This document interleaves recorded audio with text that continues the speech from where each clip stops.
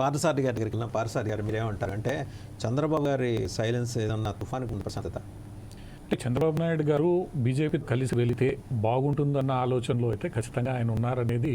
BJP బాగుంటుందా చంద్రబాబు గారికి బాగుంటుందా? చంద్రబాబు గారికి బాగుండొచ్చు. అంటే ఇక్కడ టోటల్ కాంటెక్స్ట్ చూసినప్పుడు వైసీపీకి వ్యతిరేకంగా అందరూ కలిసి ప్రతిపక్ష ఓట్లు చీల్చకుండా చూడగలిగితే, పవన్ కళ్యాణ్ గారు 2 సందర్భాలు ఇదే చెప్పారు. ఇప్పుడు చంద్రబాబు గారు కూడా దాన్ని విశ్వసిస్తున్నారని మనం అనుకుంటాం. సో ఆ దిశగా చంద్రబాబు గారు తన అడుగు వేశారు. ఇక్కడ ఇంకొకటి ఏంటంటే చంద్రబాబు గారు 2019లో చేసిన తప్పుని కొంతమంది రియలైజ్ అయ్యారని కూడా మనకి అనిపిస్తుంది. 2019లో కాంగ్రెస్తో కలిసి వెళ్ళడం అనేది, 2018 తెలంగాణలో కాంగ్రెస్తో కలిసి వెళ్ళడం, ఆంధ్రాలో కూడా కొంత పొత్తు పెట్టుకుని వెళ్ళారు. ఆ జాతీయ స్థాయిలో పార్లమెంటు ఎలక్షన్లకు సంబంధించి ఆంధ్రాలో పొత్తు లేకపోయినా కాంగ్రెస్తో ఒక అండర్స్టాండింగ్, అవగాహనతో వెళ్ళారు. అది రియలైజ్ అయ్యారు. సో రియలైజ్ అయిన సందర్భంలో ఈరోజు నేను ఈ కాంగ్రెస్ అంటే ఈ జగన్మోహన్ రెడ్డికి వ్యతిరేకంగా గట్టిగా నిలబడాలి ఇప్పుడున్న పరిస్థితుల్లో. ఎందుకంటే ఒక బలమైన ప్రత్యర్థి, అధికారంలో ఉన్న వ్యక్తి, ఆయనకి వ్యతిరేకంగా నిలబడాలి అని అంటే కొంత అందరినీ కలుపుకొని వెళ్ళాలి అన్నది ఒక రాజనీతిజ్ఞుడిగా చంద్రబాబుకు ఉన్న ఆలోచన దిశగా ఆయన కదులుతున్నారు. సో అది పొలిటికల్ కంపల్షనా లేదా అవసరమా అన్నది మనం పక్కన పెడితే, కలిస్తే మనం ధీటుగా ప్రత్యర్థిని ఎదుర్కోగలమన్న ఒక భావన అటు పవన్ కళ్యాణ్లోనూ ఇటు చంద్రబాబు నాయుడులోనూ ఉంది. బీజేపీ కూడా ఆ భావనలో ఉందని నేను అనుకుంటున్నాను. ఎందుకంటే అమిత్ షా ఎలా ట్రస్ట్ చేస్తుంది చంద్రబాబు గారిని మీరు అనుకుంటున్నారు?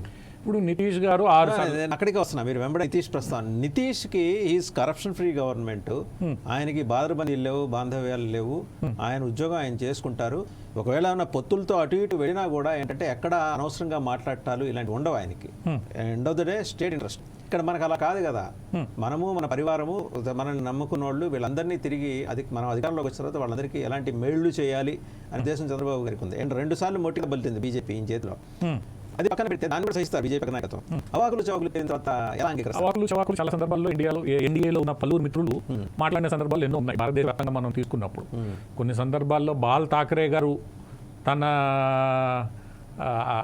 తన అసమ్మతో లేదా తన యొక్క భావనల్ని కొన్ని సందర్భాల్లో గట్టిగానే ఆయన వ్యక్తీకరించారు. అంటే వ్యక్తిగతంగా ఇలాంటివి లేవు కదా. ఇంత అనాగరికమైన చర్యలు అయితే మిగిలిన వాళ్ళు చేయలేదుగా. ఆంధ్రప్రదేశ్లో మీకు ఒక ప్రత్యేక పరిస్థితి అయితే ఉంది. BJP had experienced A medieval ages kind of thing with TDP.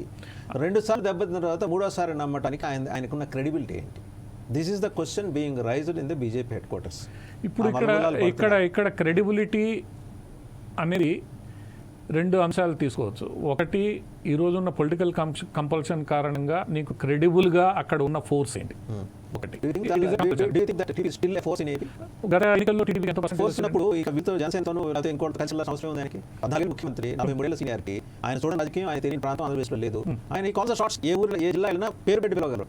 అపారమైన మేధోత్సవత ఆయన ఉంది. అంటే రాజకీయాల్లో ఆయన బలం ఆయనకు ఉంటుంది. ఆ బలం లేదే బీజేపీ వాళ్ళు పిలిచి కూడా మాట్లాడు. అంత బలహీనుడైతే బీజేపీ వాళ్ళు కూడా పిలిచి మాట్లాడే పరిస్థితి. ఇక్కడ నేను బీజేపీ వాళ్ళు ఆయన్ని పిలిచి మాట్లాడుకోవాల్సిన అవసరం లేదు. మీరు you're under the influence of few media houses and few newspapers. ఎవరైతే ఈయన పొత్తు కోసం వాళ్ళు తహతహలాడిపోతున్నారు, ఈయన వస్తున్నారని తెలియగానే ఎయిర్పోర్ట్ లో గుమ్మ దగ్గర మోడీ స్వాగతం పలకడానికి ప్రైమ్ మినిస్టర్. నేను అట్లా మాట్లాడడం లేదు. ఇక్కడ ఒక అంశం, ఇప్పుడు ఆయన అమిత్ షా అపాయింట్మెంట్ అడిగారు.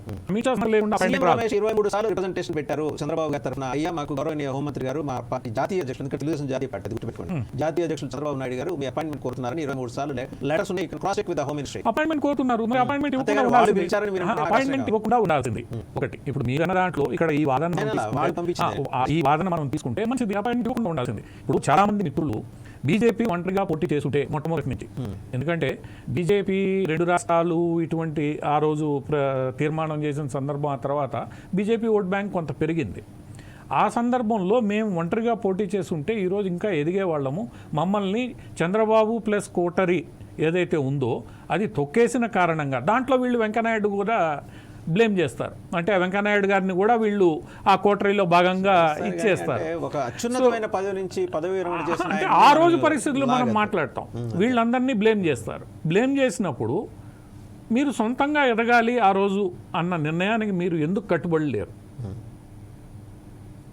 మీరు ఆ రోజు మీ పొలిటికల్ కంపల్షన్స్కి మీరు కాంప్రమైజెస్ చేసుకుంటూ కొంత వచ్చారు. ఈ రోజు మీరు నరేంద్ర మోడీ గారు వచ్చిన తర్వాత ఒక జాతీయ సజెషన్ ఇస్తుంటే కొన్నాళ్ళకి దానికి అలవాటు పడిపోయిన తర్వాత ఎవరు సొంతంగా ఆలోచించారు. అట్లేం ఉండదు. BJP had that. ఈ రోజు నరేంద్ర మోడీ అమిత్ షాల నాయకత్వంలో ఉన్న బీజేపీకి సెడేషన్ ఇచ్చే అవకాశం లేదు. సెడేషన్ తో పడిపోయే పరిస్థితి వాళ్ళకి లేదు. ఇప్పుడు 22 సార్లు ఆయన ఇచ్చినా కూడా అమిత్ షా మోడీల గురించి బాగా తెలిసిన వాళ్ళు ఎవరైనా వాళ్ళు ఒకసారి మాకు ఇది వద్దు అనుకుంటే వద్దనుకునే ఇది ఎక్కడ తగ్గినట్లు కానీ మేము తగ్గుతామని కానీ వాళ్ళు చెప్పింది వాళ్ళల్లో మనం చూడలేదు. వాళ్ళు ఒకదానికి కట్టుబడి ఉంటే కట్టుబడి ఉన్నారు దానికి. కానీ ఇక్కడ మీరు చెప్పినట్లే 22 సార్లు రిప్రజెంటేషన్ ఇచ్చారనుకుందాం. ఇచ్చిన తర్వాతనే జరిగింది కదా ఒక డిస్కషన్ అయితే జరిగింది. ఇంతకు ముందు కూడా ఒక డిస్కషన్ జరిగింది. పిలవలేదు అనే దగ్గర నేను క్లారిటీ ఇప్పుడు ఇది తర్కం మనకేంటంటే వాళ్ళు పిలవలేదు ఈయన పిలిచారు, సరే ఈయన వెళ్ళి అడిగాడే అనుకుందాం. ఈయనే వెళ్ళి అడిగాడే అనుకుందాం. వాళ్ళు యాక్సెప్ట్ చేసినప్పుడు it is a two way అవుతుంది. ఇప్పుడు ఈయన వెళ్ళాడు, కలిశాడు, మాట్లాడాడు, దాంట్లో జాతీయ అధ్యక్షుడు కూడా ఉన్నాడు, వాళ్ళు మాట్లాడారు. ఆ తదనంతరం మన ఇండియా టుడే అదే మన టెలివిజన్ దీంట్లో అమిత్ షా గారు కొత్త మిత్రులు వస్తున్నారని కొంత సూచన చేశారు. ఈయన పాత మిత్రుడే.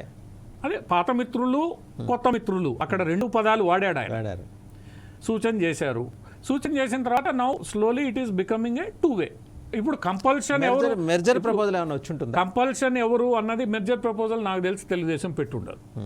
కంపల్షన్ ఎవరికి మనం ఒకటే అనుకుందాం, చంద్రబాబు గారికి కంపల్షన్ అనుకుందాం. ఎందుకంటే ఇప్పుడు తెలుగుదేశం పార్టీ ఉండే పరిస్థితుల్లో చంద్రబాబు గారికే కంపల్షన్ అనుకుందాం. మరి బీజేపీ అంత గట్టిగా ఉండదలుచుకున్నప్పుడు ఆ కంపల్షన్ ఎంటర్టైన్ చేయాల్సిన అవసరం ఏమొచ్చింది? ఇప్పుడు తెలంగాణ అసెంబ్లీ ఎన్నికల్లో BJP wants to test the waters అండి. చూద్దాం చంద్రబాబు ఏ రకంగా రియాక్ట్ అవుతాడు అనేది. ఇదివరకు చంద్రబాబు ఆడిన డ్రామా ఈ రోజు బీజేపీ ఆడుతుంది. What's wrong in it? ఇప్పుడు అది ఇంకొక వారం రోజుల్లో తేలిపోతుంది.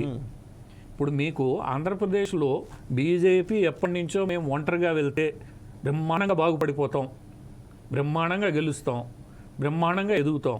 బీజేపీని నేను 1988 నుంచి చాలా దగ్గరగా చూస్తున్నాను. నేను తర్వాత జర్నలిస్ట్గా బీజేపీని చూస్తున్నాను. 88 నుంచి ఈ రోజు ఏ రాజకీయ పార్టీ ఇప్పుడు ఇందాక తిరుపతిరావు గారు చెప్పినట్టు మా కార్యాచరణ మేము చేసుకుంటూ వెళ్తున్నాం. ప్రతి పార్టీకి దాని సొంత కార్యాచరణ ఉంటుంది. ఈ సొంత కార్యాచరణ మీకు మిత్రత్వం ఉండొచ్చు, మీకు బంధుత్వం ఉండొచ్చు, మీకు ఇంకోటి ఉండొచ్చు. మీ సొంత పార్టీని మీరు ఎందుకు బలోపేతం చేసుకోలేకపోయారు? 30 ఏళ్ల చరిత్ర మనం పరిశీలిస్తే ఎందుకు బలోపేతం చేసుకోలేకపోయారు? ఎందుకు మీరు ఒక నాయకుడిని బిల్డప్ చేసుకోలేకపోయారు? ఈరోజు మీరు అన్నామలైని తీసుకెళ్ళి తమిళనాడులో ఒక ప్రజానాయకుడిని క్రియేట్ చేసే ప్రయత్నం చేస్తున్నారు. అతను అవుతున్నాడు, అయ్యాడు. మీరు అదే ఒక రకంగా తెలంగాణలో తీసుకుంటే బండి సంజయ్ గారు ఒక స్టేజ్లో ఒక ప్రజా నాయకుడిగా తయారాడు. అటువంటిది ఇది 30 ఏళ్ళుగా రేపు ఎందుకు? ఇప్పుడు తిరుపతిరావు గారు చెప్పినట్టు నా పార్టీకి రేపు ఎన్నికల వరకు నా కార్యాచరణ ఉంది, పొత్తు వస్తే కలుస్తాం లేదంటే లేదు. మరి ఆ కార్యాచరణ మీ నిజమైన సంఘటనని మీరు బిల్డప్ చేసుకోవడానికి తిరుపతిరావు గారు నిజమైన సంఘటన మీరు బిల్డప్ చేసుకోలేకపోయారా 30 ఏళ్ల పాటు? అంటే ఒక లాజికల్ క్వశ్చన్ ఫ్రమ్ పార్సాల్ గారు.